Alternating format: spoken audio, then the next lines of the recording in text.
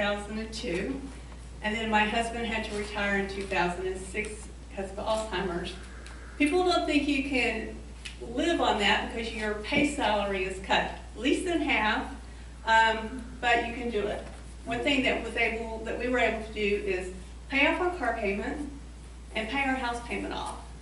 Now my sister is trying to get us to move to the Aspens. I live in DeSoto, but then you got to think about it. It's going to cost you to go to the Aspens or a retirement center or anywhere else. So that's one of the things you really have to think about, and if you can afford it, because that is an extra expense. So if you can stay at your house and get the help maybe from your family, you know, that's easier for us, I know that. And I am looking into places for my husband that he will go to, but hopefully we're still down the road.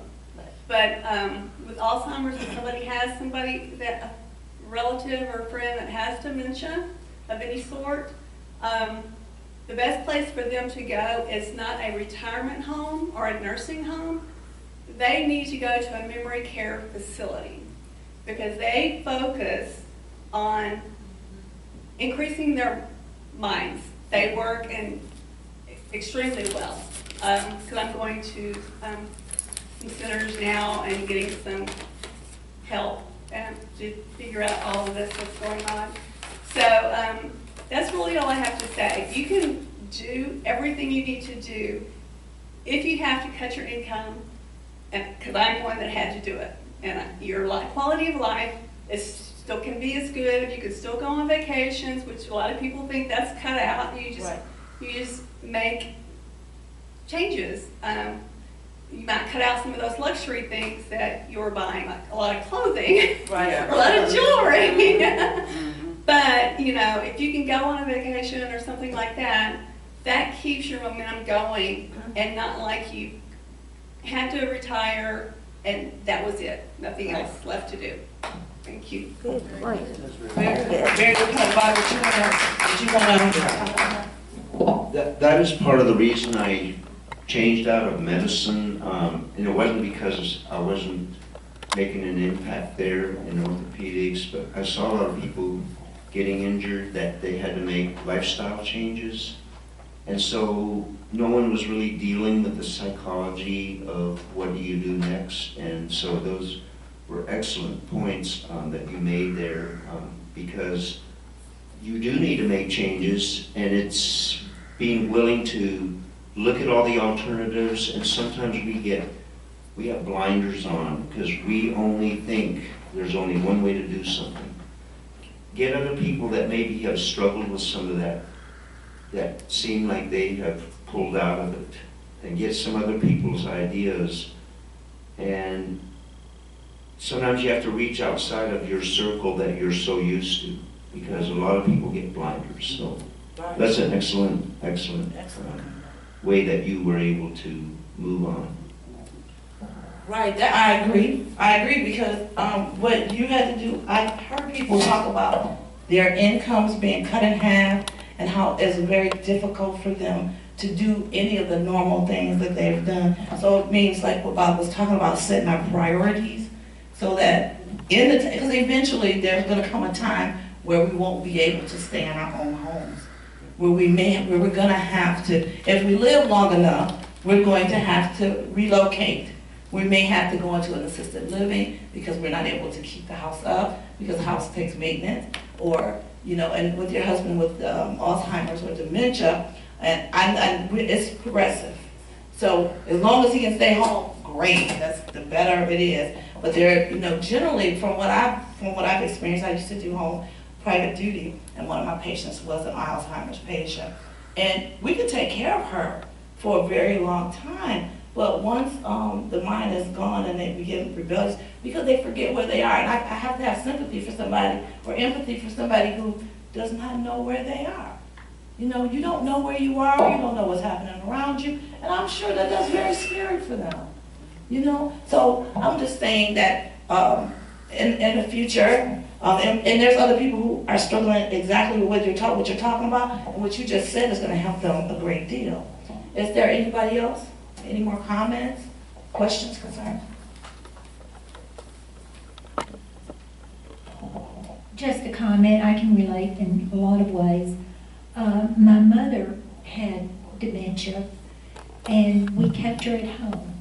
She was bedridden because she kept breaking bones, and eventually she just couldn't get up or do anything on her own, but her mind was gone. But it was a joy. I'm thankful that I was able to help her and to take care of her. I had help. We had someone come in that would get her out of bed and bathe her, and so I wasn't doing the physical things. But it was a blessing. She was so childlike in that dementia form.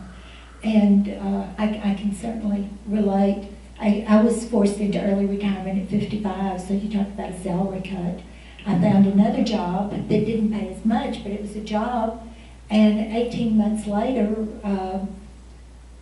mother got much worse, plus my husband became very sick. So there's always something. You just adapt and change. And I've shared how it's been 6 months now that I'm in Grand Prairie.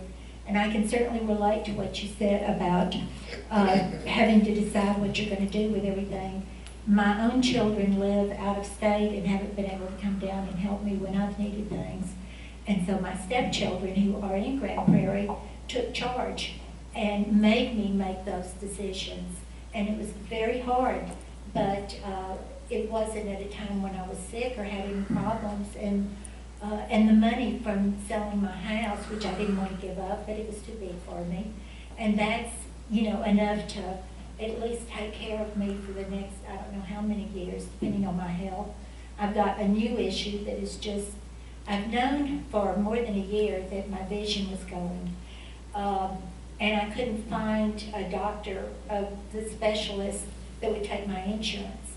And just this week, on Tuesday, I saw this neuro-ophthalmologist, and he ran some tests, and and the last tests were in February, and he said I've lost considerably more vision, and he said I have a MRI scheduled and another test, and for my kidneys. I didn't know that you could lose vision if your kidneys were bad. I don't know how that all works. But so now I'm at another level, and I'm thankful that all those decisions and things were made before this was an issue. Wow. Wow. That's a lot. And just think, and she's just getting here. And now she's got all these other issues. Had she not sold that house, thank God that her house sold. I remember the very first show, Pat had just come here, and she was talking about she needed to sell her home.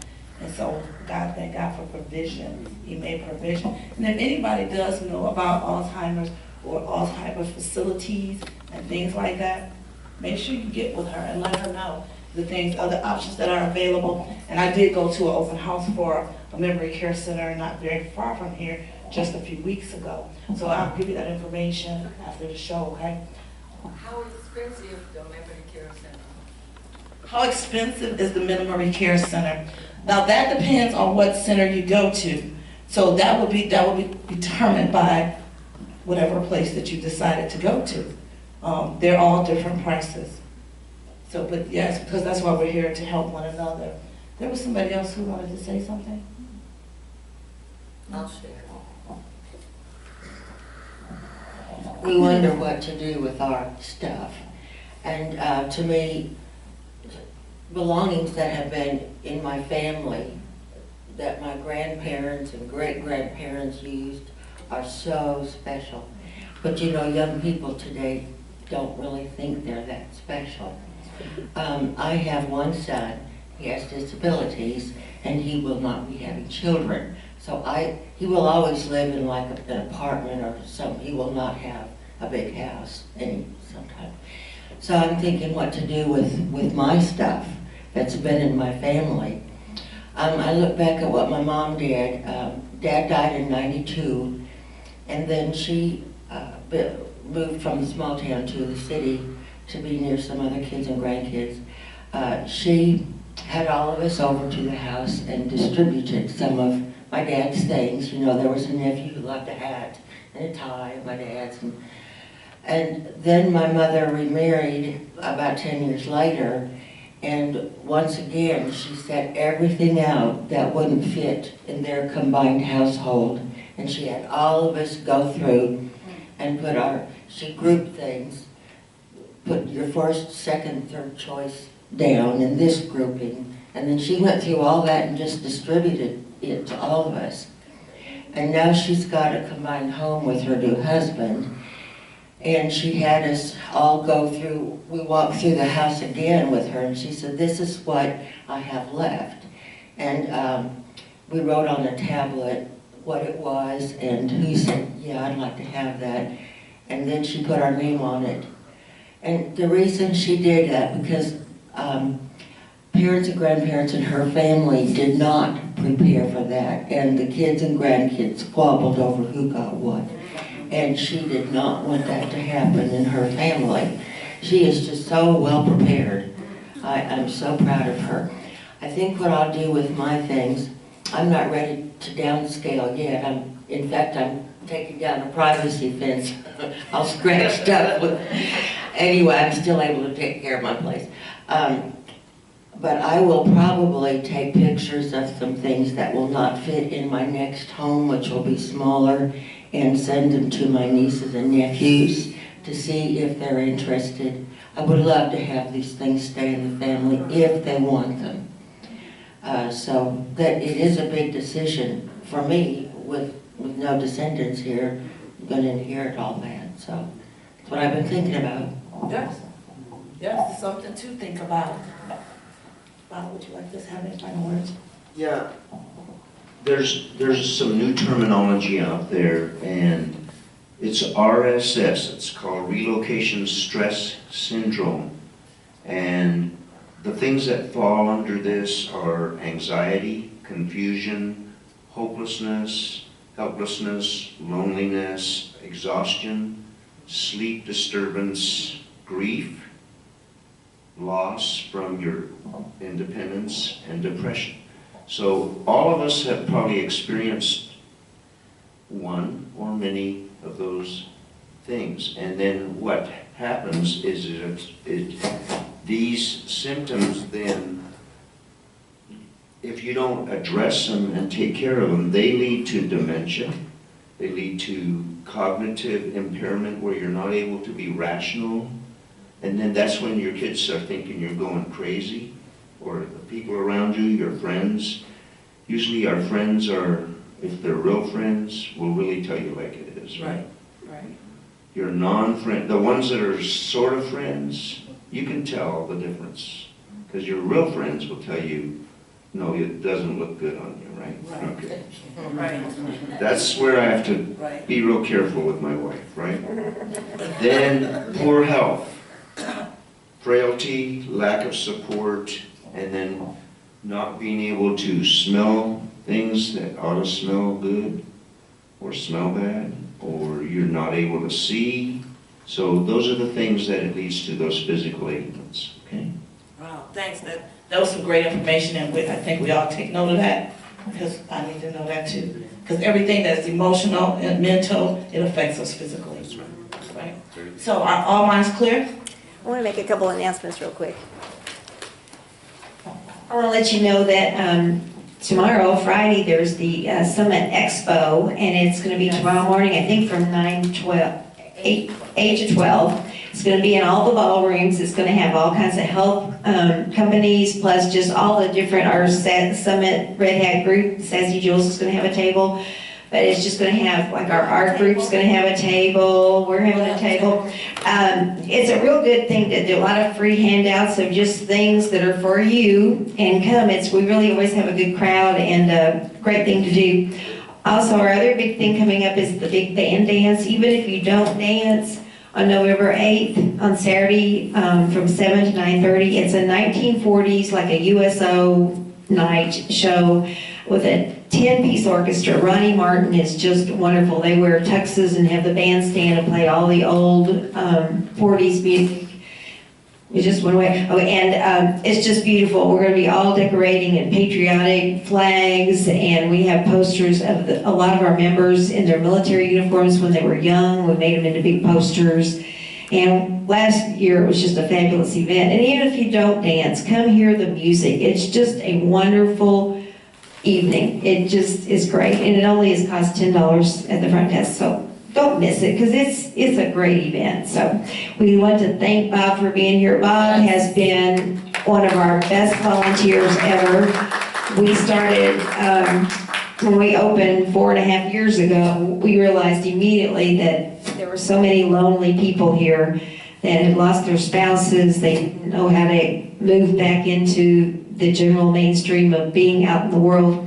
And we started our Summit Singles, and Bob, we asked Bob to be in charge of it, and he has faithfully come twice a month for 4.5 years as a volunteer.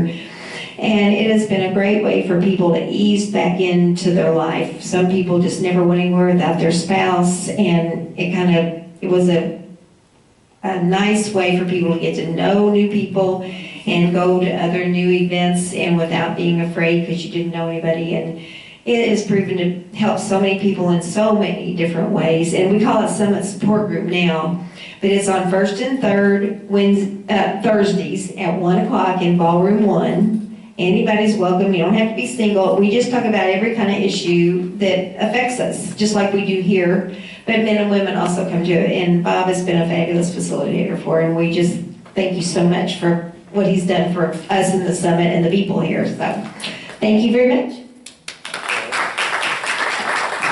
Yes, do be mindful of the expo. The Summit Women's Network will have a table as well.